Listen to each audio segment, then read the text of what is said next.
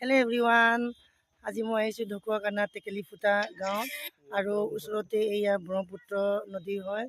সেইফালে চাওক গাইজ, বহুত ধুনীয়া হয়। আৰু এইফালে হ'ল ঝাওবন গছ আৰু এয়া হ'ল মোৰ ভাইটি। একচুৱেলি বাই একদম গুৱাহাটীৰ পৰা আমাৰ ঘৰলৈ আহিছে।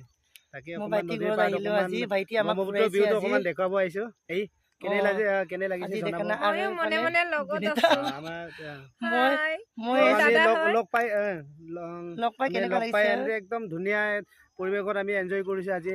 ব্ৰহ্মপুত্ৰ ভিউ কেনে লাগিছে গুৱাহাটীৰ পৰা একদম কমেণ্ট কৰিব দেই, কমেণ্ট কৰিব নাপাহৰিব, হয় নে নাই? থেংক আকৌ ইউ।